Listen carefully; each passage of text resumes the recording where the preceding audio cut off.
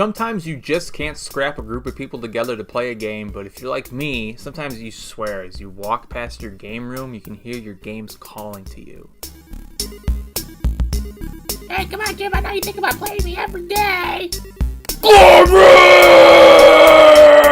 Dead by dog, dead by dog, dead by dog. But guess what? There are some great games you can play solo. On today's show, I talk about a few of my favorites.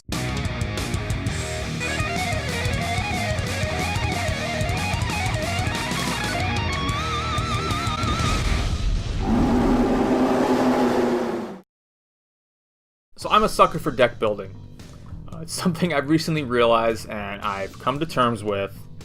I love the idea of games like Magic the Gathering, but sitting down and building decks in that manner doesn't really appeal to me as much as like gathering pools of cards on the fly. So I love Marvel Legendary, and much to my surprise, it's really fun to play solo. But the amount of different scenarios you can pick, masterminds, schemes that you can pick from, and hero combos that you can try out, it's seriously nearly as fun to play by yourself as it is to play with other people. So if you have a version of Legendary, be it Marvel, the Alien, Predator, whatever, and you haven't tried it solo, I highly recommend it. Another one that I enjoy playing by myself is Tiny Epic Galaxies. Fun game with more, just as fun with none. There's several different levels of difficulty you can go against, and the gameplay is nearly identical as when you play with other people. The little rogue galaxies that you play against, they all have their own kind of AI, and it actually can be pretty brutal. But it's also in a small package, you can play it pretty quick, so it's definitely worth trying out solo if you haven't. And speaking of brutal,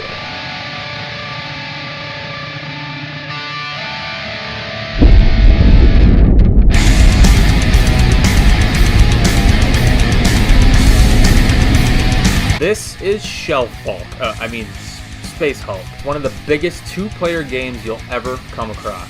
The breaker of spirits and shells. Tons of minis, multiple scenarios, no mercy. We're not going to talk about that one. Space Hulk Death Angel takes this epic miniatures game experience and boils it down to a few tokens, some cards, and one dice. You command your squads of Space Marines and march them into certain death against the disgusting Gene Stealers and dark, grim future of Warhammer 40k. Using a simple system of action cards, you can support your team members, take out swarms of aliens, and complete simple objectives as you push forward inside the unforgiving interior of Space Hulk.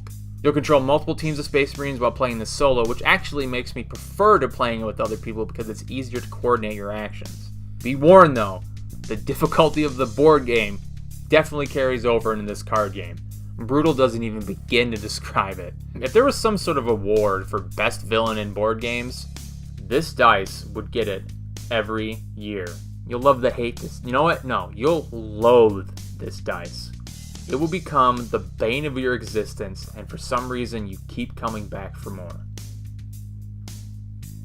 So basically, if you ever wanted the atmosphere of a Warhammer game in like a small package, this is the game you've been looking for.